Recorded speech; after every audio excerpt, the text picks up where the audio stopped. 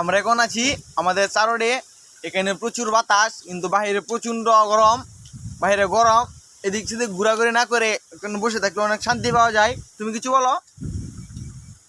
অযথা সিঁড়ির পিছনে ঘুরার চাইতে এখানে বইটা আরো বেশি ভালা। বই বই কি করবাম, একটা আম দিই বেটা অর্ধেক অর্ধেক করে খাইতেছি। আমি কটুকা আর এক কটুকা নালি মেডো আমি কথা কই। ওরে বিউ কি আর কইয়াম, মানে তুই সারটা বানছিলাম সেদিন কাজে, ভাবলাম এই সার একটু বই তাহি আর বই বই একটু আম টাম খাইতাছি। তাই বারো না, আমার মরার রুচি নাই। আর আজকের আবহাওয়াটা দেখতে শুনি খুব সুন্দর,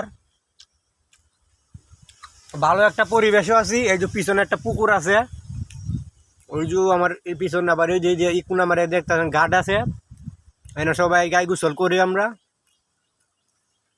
আর আমরা যে সারোডোয়া এই সারোডের রাস্তাটা হয়েছে গা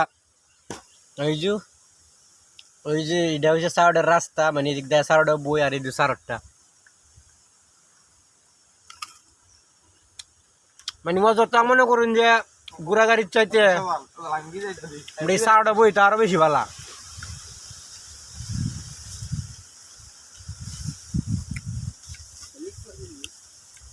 মানে ভালোই লাগে গরমের দিন বসে থাকলে, বই আমের বতা সত্তা কেমন যা খুব ভালো লাগে।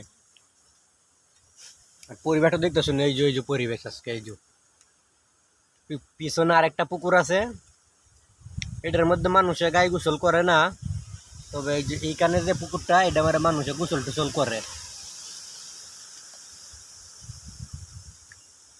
কত সুন্দর একটা পরিবেশে সারটা আছে, নুনু বুকে দিয়ে পুষ্কনি ওই এই যে সারটা আসলে খুব সুন্দর।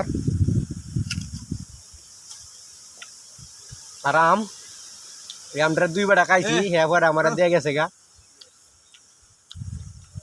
এটা টুকবাহি আছে এই ডানে আমি আসলে খাইতাছি।